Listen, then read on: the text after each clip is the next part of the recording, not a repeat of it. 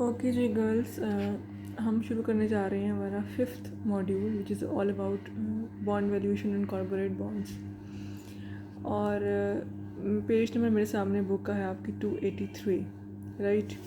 अब corporate bonds के बारे में बात करनी है तो इस चैप्टर थोड़ा सा एक्सटेंसिव है, लेकिन इसके दो पार्ट्स हैं। एक इंटरेस्ट बेस्ड है जो अभी हमें रिक्वायर्ड नहीं है, यानी कि इस मॉड्यूल का हिस्सा नहीं है, तो मैं डायरेक्ट स्ट्रेट अवे स्टार्ट करी फ्रॉम द कॉर्पोरेट बॉन्ड्स।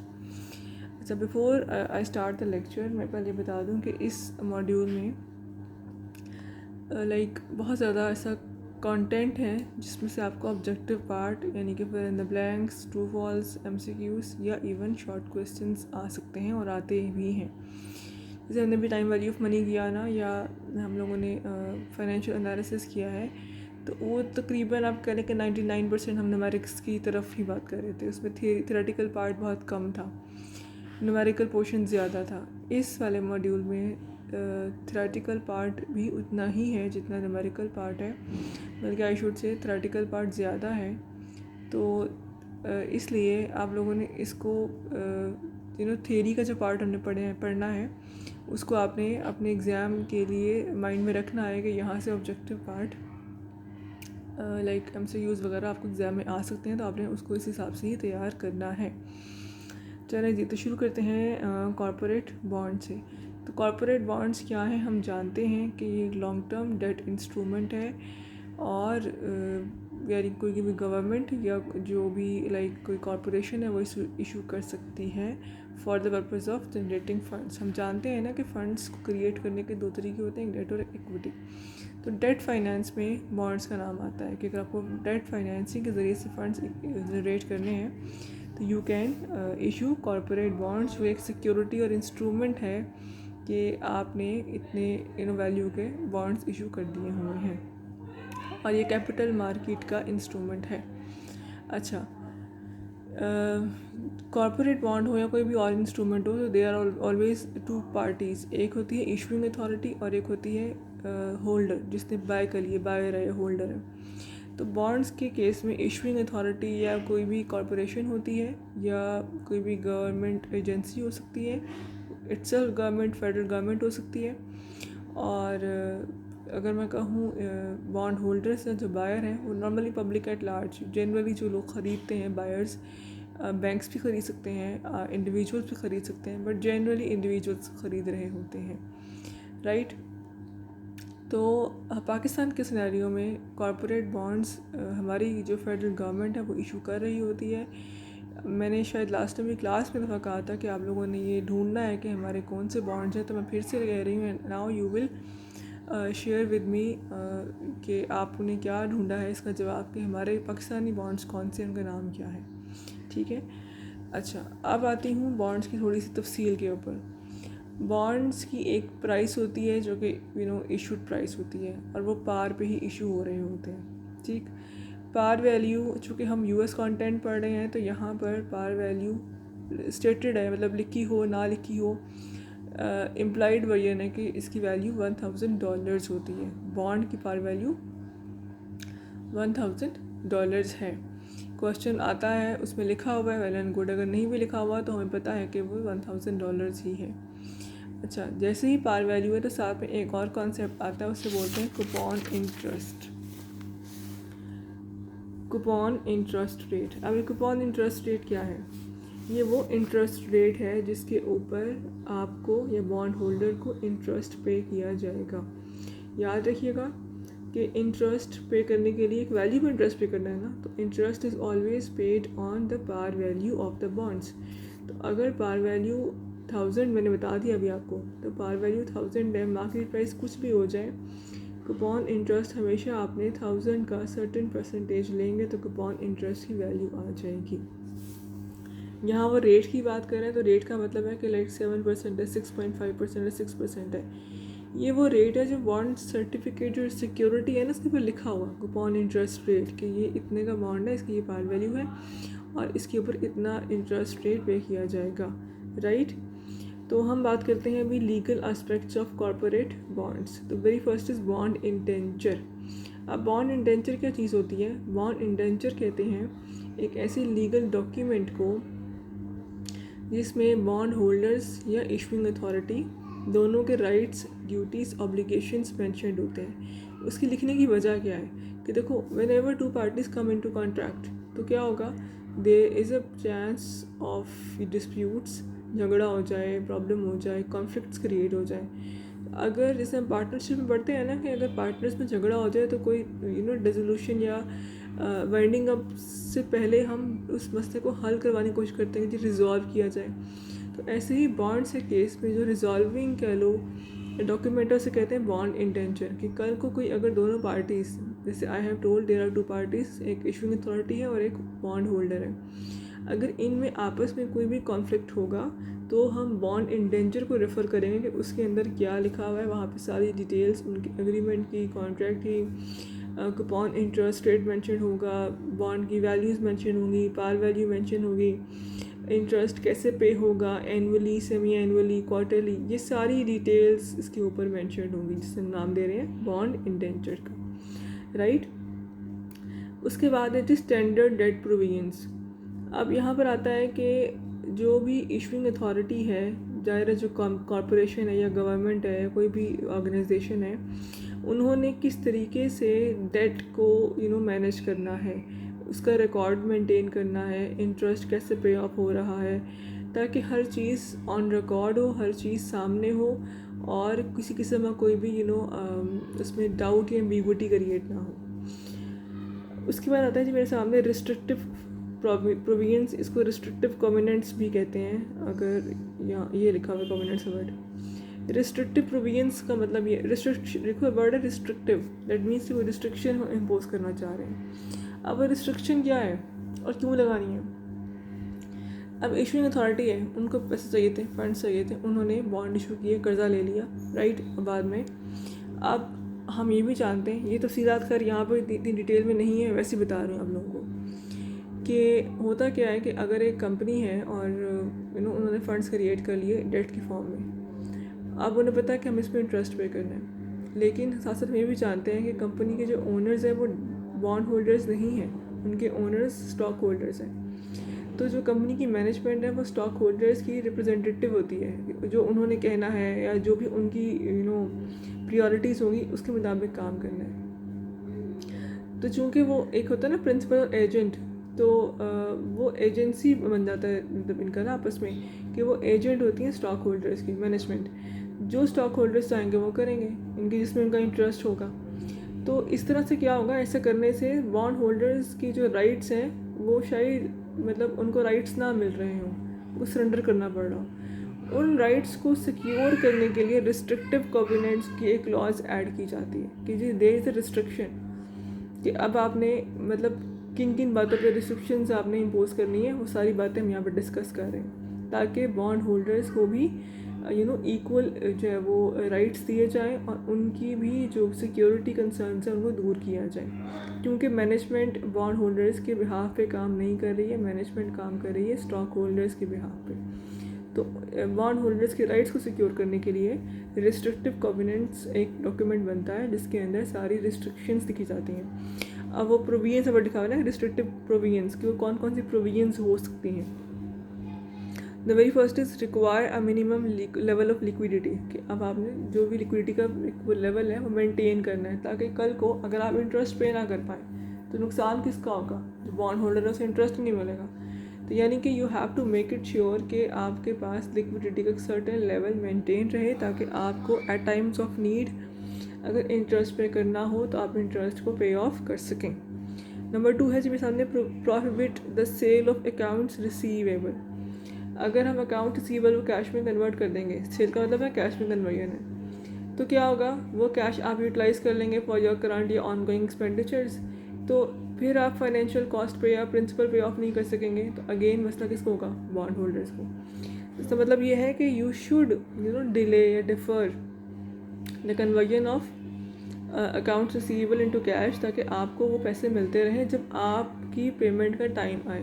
मतलब ये ना हो कंपनी अपनी इमीडिएट पेमेंट्स को कर दे पूरा, और जब बॉन्ड होल्डर्स को पे करना है at the end of the year और at the end of the semi annual time period, तो उस वक्त कैश ही ना हो, क्योंकि सेल्स जो थी वो सारी हमने कैश में कन्वर्ट करा ली हुई हैं, और जब कैश में कन्वर्ट हो गई हैं तो you have nothing to pay off to the bond holders.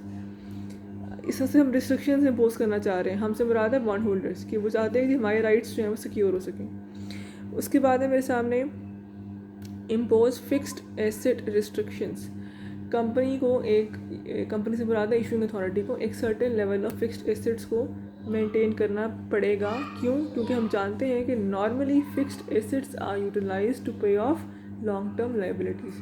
तो अगर आपने बॉन्ड का प्रिंसिपल पे ऑफ करना है तो फिर आपके पास इतने सफिशेंट होने चाहिए रिजर्व्स या एसेट्स जिसकी मदद से आप पे ऑफ कर सकें अपने बॉन्ड लाइबिलिटी को। फिर है जी कंस्ट्रेन सब्सीक्वेंट बोरोइंग। अब आप ये भी नहीं कि कर्ज़ा एक दफ़ा ले लिया अब आप मज़ीद कर्ज़ा लिए जाएँ। क्यों लें कर्ज़ा दोबारा? क्योंकि आपको तो फंड्स चाहिए। अगर आप कर्ज़ा दोबारा लेंगे तो नुकसान किसका होगा? जो पहले वाले बॉन्ड होल्डर्स हैं। क्यों? क्योंकि हो सकता है कि अब आपकी फाइनेंशियल कॉस्ट बढ़ गई है तो आप पहले वाली लायबिलिटी को पे ऑफ ही ना कर पाएँ, इंटरेस्ट कॉस्ट ज़्यादा हो गया। तो इन रीज़न्स की वजह से अब आपने खुद को सिक्योर, अपना राइट खुद सिक्योर करना होता है एज ए बॉन्ड होल्डर कि जी अब आपने कितना कर्ज़ा मैक्सिमम और लेना है। मतलब ये ना हो कि आप मज़ीद कर्ज़ा लिए जाएँ और बाद में आपके पास इंटरेस्ट पे ऑफ करने के लिए पैसे ही ना हो। Then it is subordination. Subordination का मतलब होता है, जनरली हम कहते हैं सबऑर्डिनेशन को कि लाइक एक जूनियर है या एक उसकी मातहत काम कर रहा है ना, तो बॉन्ड से भी सबऑर्डिनेशन होती है। वो बॉन्ड सबऑर्डिनेटेड बॉन्ड होगा या सबऑर्डिनेटेड डेट होगा, उसको उसकी जो भी आउटस्टैंडिंग पेमेंट्स होगी वेदर इंटरेस्ट और प्रिंसिपल वो बाद में दी जाएंगी। एक है सबऑर्डिनेटेड और एक है सीनियर। सीनियर बॉन्ड वो होगा ना जो उससे जिसकी इंपॉर्टेंस ज़्यादा है, जिसको हम ज़्यादा प्रायोरिटी दे रहे हैं। नॉर्मली डेट के केस में जो सबऑर्डिनेटेड डेट होता है ना वो डिबेंचर्स होते हैं, बॉन्ड्स सीनियर होते हैं। तो अगर बॉन्ड के अगेंस्ट आपको इंटरेस्ट पे ऑफ करना है तो सबऑर्डिनेशन के मुताबिक जो भी सबऑर्डिनेटेड डेट्स होंगे, चाहे वो बॉन्ड्स हो चाहे वो डिबेंचर हो, उनको आपने इंटरेस्ट, फाइनेंशियल कॉस्ट या प्रिंसिपल की रीपेमेंट बाद में करनी है। पहले आपने सीनियर डेट इंस्ट्रूमेंट्स को पे ऑफ कर देना है, राइट। उसके बाद है जी limit the firm's annual cash dividend payments. यहाँ पर भी हमें मैनेज करना होना होता है कि आप ये ना हो कि जो भी बचा हुआ है आप सारा कैश डिविडेंड दिए चले जाएँ अपने स्टॉक होल्डर्स को। एज आई सेड कि कंपनी जो है वो एज अ एजेंट काम करती है स्टॉक होल्डर्स की। तो स्टॉक होल्डर्स ओनर्स हैं, तो अगर ओनर्स डिविडेंड मांग रहे हैं वो डिविडेंड दिए जाए उनको। इम्पैक्ट क्या होगा इस चीज़ का? इसका इम्पैक्ट ये होगा ना कि बॉन्ड होल्डर्स को आप कम पे करेंगे या आप उनको इंटरेस्ट जो है वो इंटरेस्ट अगर पे करने करना ना तो ऑब्लिगेटरी है, कंपलसरी है, लेकिन आप उनको टाइमली पे ऑफ नहीं कर रहे। तो अब आपने ये ध्यान रखना है एज अ बॉन्ड होल्डर कि उनको आप रिस्ट्रिक्ट करें कि आपने कितना डिविडेंड पे ऑफ करना है, कितना नहीं करना। ये ना हो कि आप सारा कुछ उन्हीं को ही दे दें और बाद में प्रिंसिपल पे ऑफ करने के लिए आपके पास कुछ भी ना हो, राइट। तो ये सारी रिस्ट्रिक्शंस इम्पोज की जा सकती हैं, की जाती हैं ये भी, और प्लस जो आपका कह लें कि स्टॉक होल्डर्स के अगेंस्ट जो भी आपके क्लैशेस होते हैं उसके लिए भी रिस्ट्रिक्टिव कोवेनेंट्स का डॉक्यूमेंट बनता है जिसके अंदर तमाम रिस्ट्रिक्शंस को लिखा जाता है। उसके अलावा अब ये है कि अगर कोई भी रिस्ट्रिक्शंस जो आपने इम्पोज की हैं एज अ बॉन्ड होल्डर अगर वो वायलेट होंगी तो उस वायलेशन की वजह से आप फ़ौरन अपना जो बॉन्ड होल्डर है वो अपना फ़ौरन कैश कॉल कर सकते हैं वापस कि जी मेरा जो कर्जा मैं वापस करो, आपके पास पैसे ही नहीं है, आप तो हमारी रिस्ट्रिक्शंस की जो प्रोविजंस हैं उनको फॉलो नहीं कर रहे हैं। तो ये सारी बातें जो हैं वो कंपनी को माननी होती हैं जो भी रिस्ट्रिक्शंस इम्पोज की जाती हैं। उसके बाद है sinking fund requirements. Sinking fund का मतलब क्या होता है कि एक ऐसा फंड होता है जिसके अंदर आप रिजर्व मेंटेन कर रहे होते हैं। लाइक अब आपको पता है ना कि अब आपने पे ऑफ करना है लाइबिलिटी को। बॉन्ड एक लाइबिलिटी है ना आपके लिए, डेट है, कर्जा है, इंटरेस्ट तो आप हर साल पे ऑफ कर रहे हैं लेकिन जो बॉन्ड के जो प्रिंसिपल पेमेंट है वो आप हर साल तो नहीं कर रहे ना, वो तो आपने एक दफ़ा करनी है प्रिंसिपल पेमेंट। तो इसके लिए एक as a rule of law कह लो क्या होता है कि आप एक फ़ंड, एक रिज़र्व मेंटेन कर दो सिंकिंग फंड रिक्वायरमेंट्स के नाम से, ठीक है। आप ये नहीं करेंगे एकदम पे करेंगे, आप हर साल उसमें एक certain amount of reserve transfer करते चले जाएंगे इस फंड के अंदर। क्यों कर रहे हैं? ताकि जब डेट से लॉन्ग टर्म डॉक्यूमेंट है ना, लाइक 20 साल 30 साल, तो 30 साल बाद आपको एक लमसम अमाउंट ना पे करनी पड़े, आप हर साल एक सर्टेन परसेंटेज ऑफ लाइबिलिटी उसके अंदर ऐड कर रहे हैं। और जब 30 साल बाद रीएमआई का टाइम आएगा तो you will have sufficient stock of money with you to pay off the principal against bond. अगर ऐसा सिंकिंग फंड मेंटेन ना किया जाए तो इम्पैक्ट क्या होगा कि आपको 20 से 30 साल के बाद इकट्ठा एकदम लैक्स या मिलियंस पे ऑफ करना पड़ेगा, जो कि पॉसिबल नहीं होगा कंपनी के लिए। तो आप सिंकिंग फंड बनाएंगे तो आपके लिए आसानी हो गई है कि अब आपने एक रिज़र्व मेंटेन कर लिया और आप एक ख़ास अमाउंट ऑफ मनी उस रिज़र्व में हर साल ट्रांसफ़र कर रहे हैं। वो ऐसे ही है जैसे मैं कहूँगी जी मुझे पता है कि मैंने 20 साल बाद पैसे देने हैं, तो मैं हर साल एक फिक्स्ड पेमेंट अपने पास रिज़र्व में रखे चले जा रही हूँ ताकि 20 साल बाद मैं उसको पे ऑफ कर सकूँ।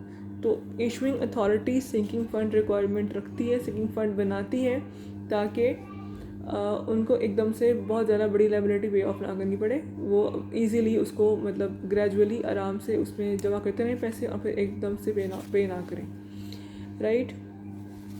उसके बाद है मेरे सामने सिक्योरिटी इंटरेस्ट। अब सिक्योरिटी इंटरेस्ट क्या बोला है कि बॉन्ड क्या था, कर्जा है, कर्जे का डॉक्यूमेंट है ना वो। तो जब भी आप कोई कर्जा लेते हो या if you go to a bank for a loan, तो बैंक आपसे क्या डिमांड करता है, सिक्योरिटी। तो यहाँ वही बात हो रही है कि अगर आपने कोई भी जो बॉन्ड होल्डर है जो अपना कर्जा दे रहा है, सारे तो खैर बॉन्ड्स नहीं होते लेकिन कुछ बॉन्ड्स अगेंस्ट इशूइंग अथॉरिटी को सिक्योरिटी या कोलेट्रल इशू करना पड़ता है। तो अगर कोई इशू हुआ है सिक्योरिटी या कोलेट्रल जिसके बदले में आप बॉन्ड इशू कर रहे हैं, तो कंपनी को, इशूइंग अथॉरिटी को वो सारा रिकॉर्ड मेंटेन करना पड़ेगा कि जी कौन सी सिक्योरिटी हम दे रहे हैं और उसकी क्या वैल्यू है या कितनी वैल्यू के अगेंस्ट हम कितना बॉन्ड इशू कर रहे हैं, ताकि इस तरह से हम लोग बॉन्ड होल्डर्स के राइट्स को प्रोटेक्ट कर सकें। हम अभी जैसे बातें कर रहे हैं इसमें क्या हो रहा है, हम लोग बॉन्ड होल्डर्स के राइट्स की प्रोटेक्शन की बातें ही कर रहे हैं। उसकी वजह ये है कि चूँकि वो एक कर्ज़ादार है और जो भी होता है ना नॉर्मली हमारे यहाँ कि आपके जो भी आउटसाइडर्स होते हैं हम उनको शायद इतना ज़्यादा जल्दी पे ऑफ नहीं करते। तो हमें ध्यान में रखना है कि हमें as a bond holder if I am giving a loan to XYZ company, तो ये मेरी रिस्पॉन्सिबिलिटी है कि मैं अपने राइट्स की प्रोटेक्शन के लिए खुद एफ़र्ट करूँ। तो ये सारी एफ़र्ट्स उसी की ही कैटेगरी में आ रही है कि हम कोशिश कर रहे हैं कि हमारे राइट्स सिक्योर्ड रहें। अब आता है जी ट्रस्टी। अब ट्रस्टी क्या होता है कि जैसे आई हैव टोल्ड यू कि जी अगर दो पार्टीज़ हैं, आप झगड़ा हो जाता है, कॉन्फ्लिक्ट हो जाता है ना, तो बॉन्ड के केस में वी सेट के बॉन्ड इंडेंचर डॉक्यूमेंट इसको रिव्यू किया जाएगा। लेकिन ट्रस्टी भी एक इम्पॉर्टेंट ऑर्गेनाइजेशन है जिसको आप पे कर रहे होते हैं, राइट। अब एक ऑर्गेनाइजेशन है, it can be bank, it can be a third party, it can be any individual जिसको आप पे कर रहे हो। इसका काम क्या है कि अगर कोई झगड़ा होता है, कोई कॉन्फ्लिक्ट होता है, तो वो उस झगड़े को या उस कॉन्फ्लिक्ट को रिजॉल्व करवाएगा in context to bond indenture. Review उसने बॉन्ड इंडेंचर को ही करना है, लेकिन अब आपने उसको एक रिस्पॉन्सिबिलिटी दे दी है, यानी आपने उसको कह दिया हुआ है कि जी कोई मसला हुआ तो आपने हल करवाना है। तो ट्रस्टी भी जनरली अपॉइंट किए जाते हैं कंपनी की तरफ से ताकि दोनों पार्टीज़ के राइट सिक्योर हैं और दोनों का कोई प्रॉब्लम ना फेस करनी पड़े फ्यूचर में, राइट। तो इस तरह से काम होता है। तो आप खुद देख लीजिए, जितनी बातें मैंने आपसे आज की हैं ये सारी थ्योरी बेस्ड है, थ्योरेटिकल पार्ट है। दैट मीन्स कि यहाँ से एग्ज़ाम में क्वेश्चंस बहुत सारे आ सकते हैं। लास्ट टाइम भी क्वेश्चन आया हुआ था regarding restrictive covenants, bond indenture. तो ये बातें आपने माइंड में रखनी है कि इनके मतलब क्या है और इनके अंदर क्या चीज़ें शामिल होती हैं, और सिंकिंग फंड, राइट।